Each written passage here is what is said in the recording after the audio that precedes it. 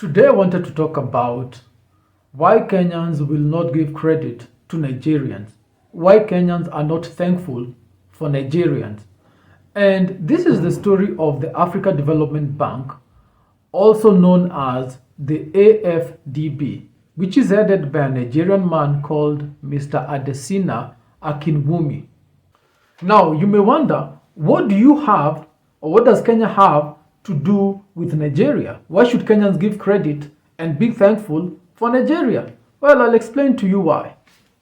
The Africa Development Bank has emerged to be one of the strongest lenders for Kenyan infrastructural projects over the last 5 to 10 years. And this can be attributed to the current president of the AFDB, who is called Mr. Adesina. Now, Mr. Adesina has been instrumental in the financing of very many projects throughout Africa that are meant to benefit Africa. And in fact, the AFDB has edged out and pushed out the World Bank and the IMF as our main and major multilateral foreign lender of infrastructural projects. Now, the AFDB has been a bank that has been in existence since the early 1960s. And for years, it was under-resourced, under-financed, and did not have that much of an impact throughout Africa.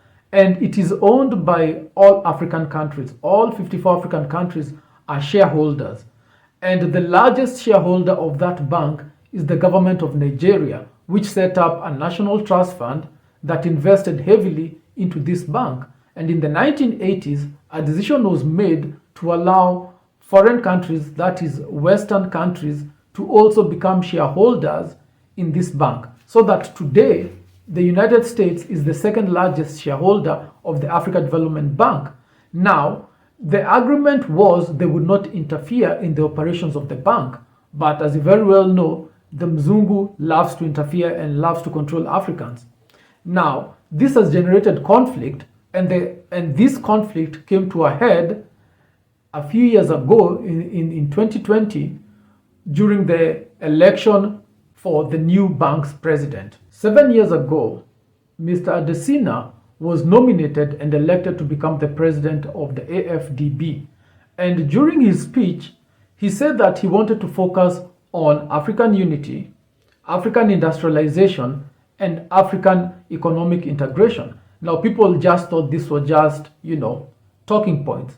But as it emerged, he has directed the bank to finance projects that would bring about this vision. Therefore, the vision is entirely his. What is happening in the bank and its impact on African economies can entirely be given, is the entire responsibility of Mr. Adesina, which is why we would like to give him, thanks and also praise for having such a vision, because it's a very important vision.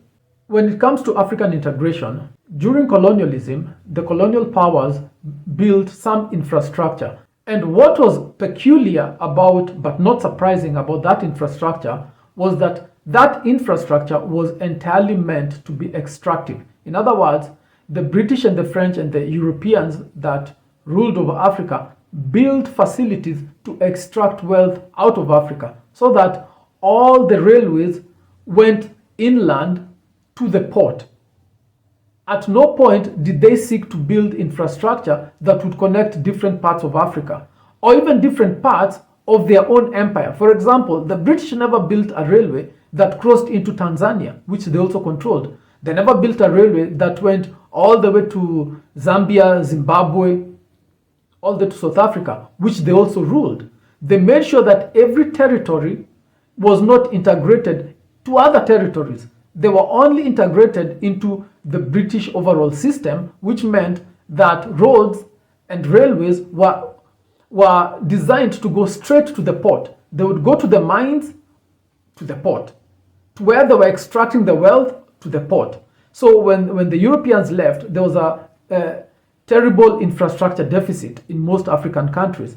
And most African countries had no way to connect each other to each other. In other words, if you wanted to drive from here to Zambia, it was impossible. If you wanted to drive from here to Addis Ababa, it was impossible. If you wanted to fly to Congo, you'd first have to go to Europe, then fly to Congo.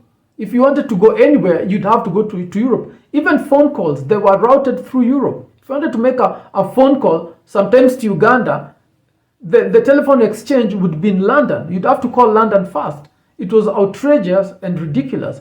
And so this problem has persisted until today, which is why the AFRDB under Mr. Adesina said that it is critical to invest in integrating different African territories and economies, so that if you want to fly from here to Luanda, you don't have to go to Portugal. You can take a flight from here straight to Luanda, and so on and so forth.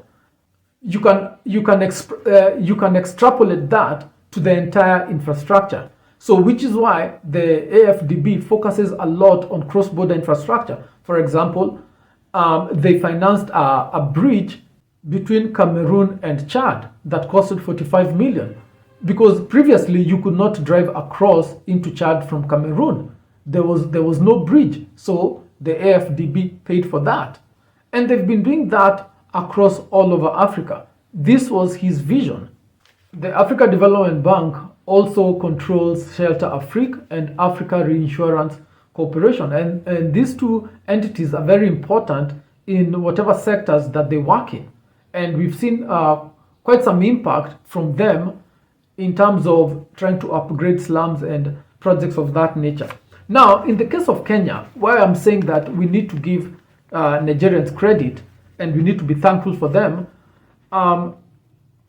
the infrastructure projects that the AFRDB has financed under the Nigerian Adesina and under the Nigerian government policy are the following. They financed the tremendous expansion of Equity Bank throughout Eastern and Central Africa. When Equity was launched in Kenya, they expanded as much as they could in Kenya, and they had a vision to spread themselves throughout Africa, and they did not have financing for that because obviously the World Bank and the IMF declined. So the AFRDB stepped in and financed that expansion, which is why when you go to different African countries, you'll find Equity Bank. You should give credit to the Nigerians for that. In terms of, you remember in the past government, the last government of President Uhuru, they had a vision of last mile connectivity for electricity, because many rural households didn't have electricity.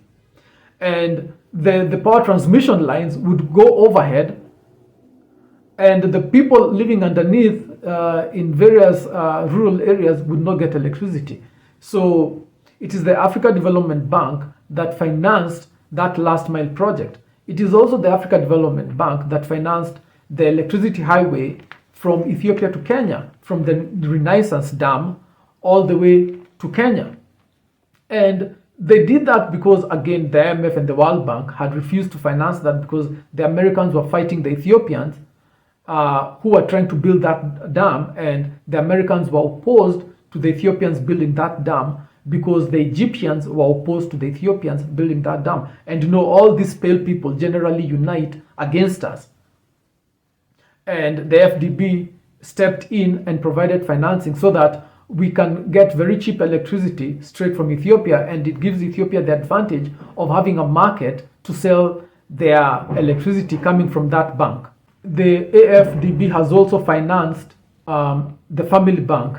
The crowning glory of the Africa Development Bank in Kenya is the number of roads that they have financed. And in fact, the Africa Development Bank representative in Kenya is a Nigerian. And these are the following roads that they're paying for and that they have paid for. The Kisii Ahero Road, the Kapchorwa Kitale Highway, the Eldoret Bypass, the dualling of Kenol Sagana Marwa Highway, construction of the Mombasa Mariakani Highway, the construction of the Kenya-Sudan Highway, also called the Kitale Lokicha Project, construction of the Nairobi-Nakuru Mau Summit Highway, the Elwak to Ramu Road, the Bagamoyo to Malindi Road, the Mombasa to Nairobi to Isiolo to Hawassa to Addis Ababa Highway. The AFRDB has also paid for the expansion of the Dandora Sewage Works, and sewage projects in Kapenguria and Chepareria, as well as very many other projects. Now, you very well know, you remember that you could not drive from Nairobi to Addis Ababa.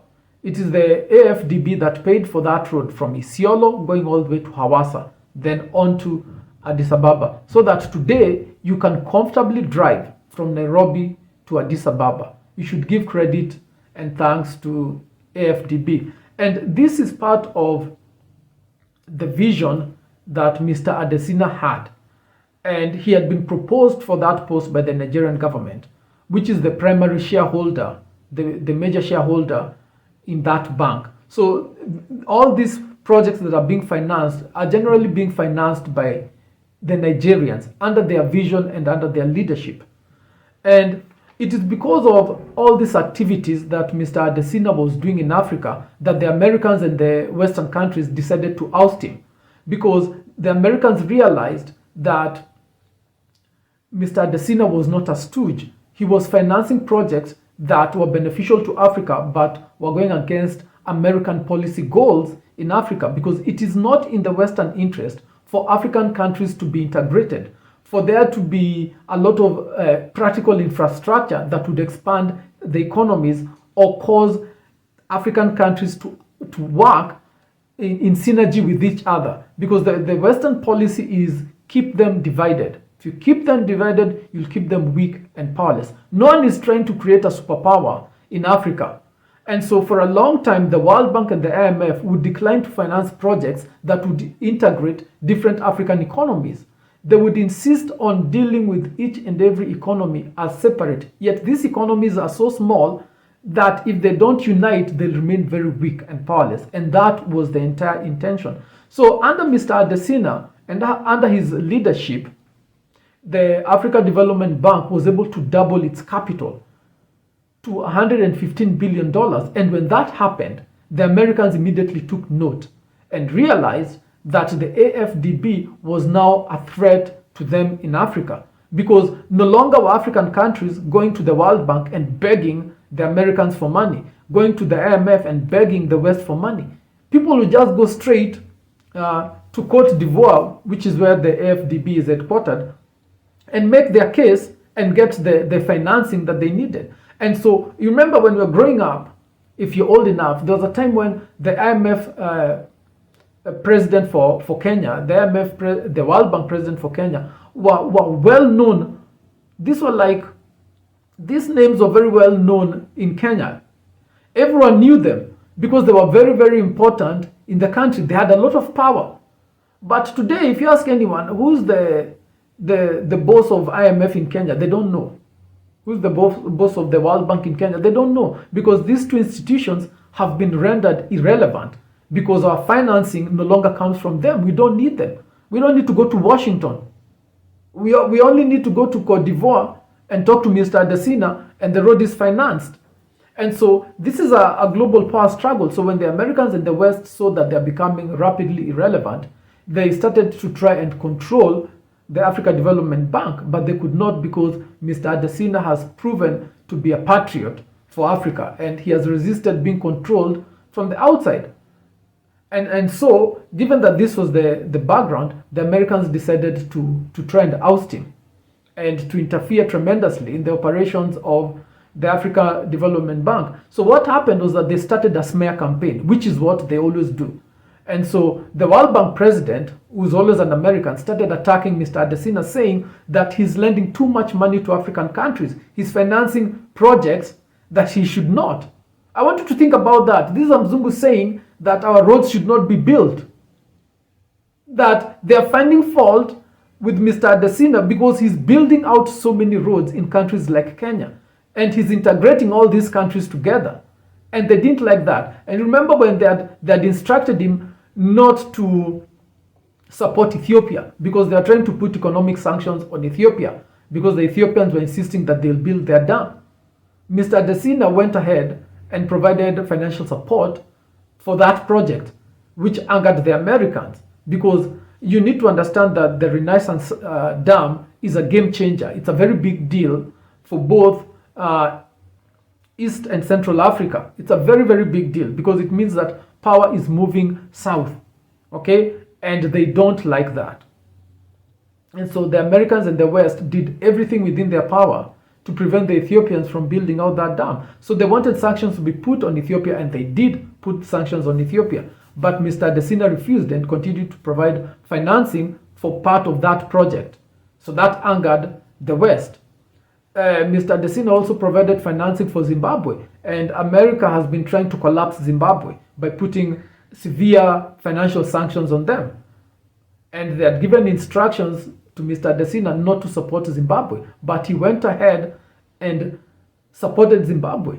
And so this is the genesis of the Americans trying to remove him from the presidency of that bank. So they started rumors and a smear campaign. They started saying that he's corrupt, that he's stealing money, the usual accusations that they level upon us. So an audit was done, and the audit cleared him. And the Americans were still not happy. They still were trying to pressure African countries not to support his re-election bid that was in, I think, August of 2020. At any rate, kudos to African countries, because all 54 African countries voted to re-elect Mr. Adesina, and the Nigerian government resisted the Americans who are telling them to propose another person, not Mr. Adesina. But President Buhari stood his ground and said, no, we will propose him, and he should continue for another term.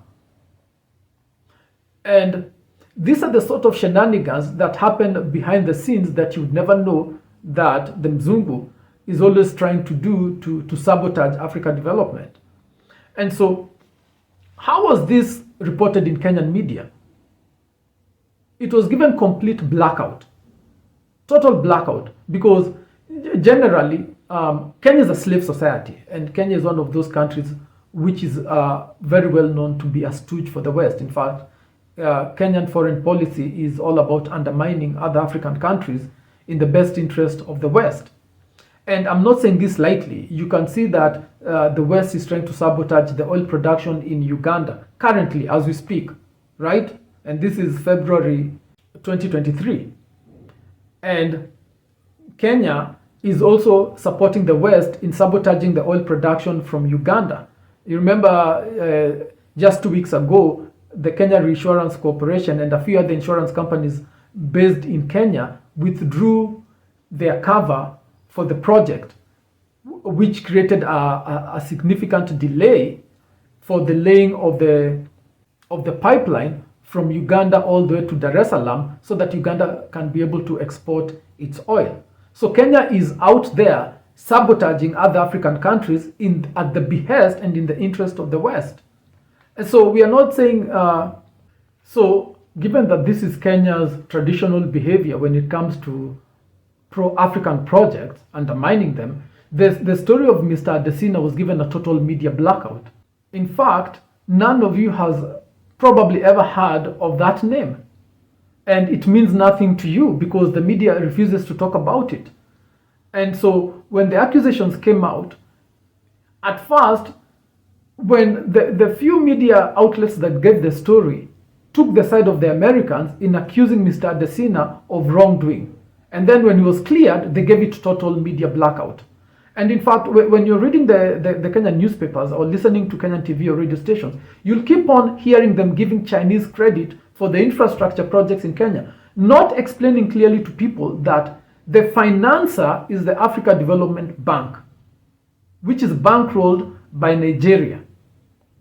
And the contractor are the Chinese. But they will never mention the Nigerians.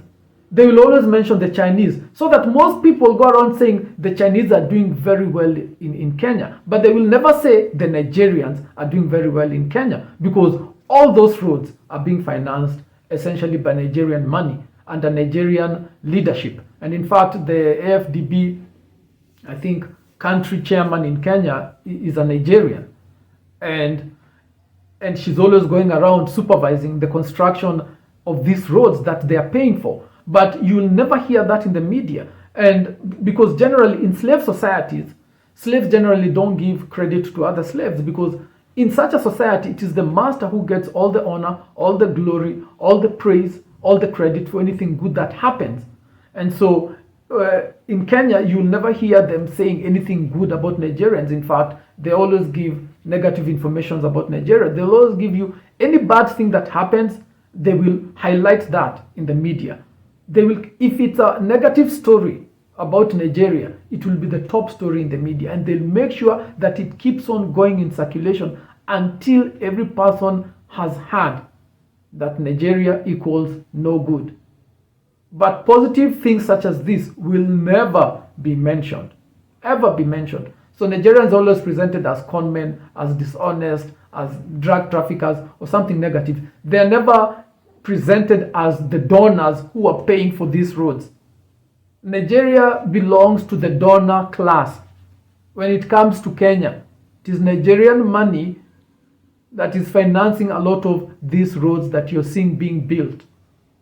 And I think it's a tremendous disservice that the media does to Kenya. But you need to understand that the media in Kenya is not controlled by Kenyans, quote unquote. It is Kenyans who work there, and the Kenyans who work there, are Western stooges. But a lot of these media organizations are owned by non-Africans, and so that is the situation, and it's sad because, as far as I'm concerned, someone like Mr. Adesina should be given a lot of credit, a lot of personal credit, because if it was a different president, and there has been different presidents of the African Development Bank, and they did not have the same impact that he has had on Kenya infrastructure. Remember the accusation by the World Bank that Mr. Adesina is giving out too much money for infrastructural projects. They wanted him to stop giving out so much money. If it was a different man who may be a stooge, if it was a Kenyan who was the head of the AFDB, we would have expected him to sabotage the AFDB, right? He would have gone with the American position rather than taking an independent pro-African position. So we have to give Mr. Adesina and the Nigerian government credit. So in Kenya, you'll see that the entire neighborhoods named after Europeans, right? Streets named after foreigners. You'll even find statues of foreigners being worshipped by Kenyans. And I'm serious in saying that. If you go to the Nairobi University, you'll find a statue of Gandhi that every year the University of Nairobi, they have a ceremony where they go and bow down in front of the statue of Gandhi. Now explain to me, if your brain functions well, explain to me, what good did Gandhi do to any African? Tell me one good thing he did for us. Gandhi hated Africans with all his heart. He kept on insulting Africans, calling us kafirs, calling us all sorts of nasty names. But he has a statue at the University of Nairobi which is worshipped by African men. He has a whole wing in that university, which is supposed to be the top university in Kenya, honoring him. But you will not find a single statue of Mr. Adesina, who's done so much for Kenyan infrastructure. You won't find any wing in any university being named after him. You won't even find the roads that he has financed being named after him. Because slaves generally don't give honor to other slaves. They only give honor to their master, whoever their master is. Whether their master is a Mzungu, an Arab, a Chinese, or an Indian, that's who they'll give credit to. And this is the tragedy of slave societies.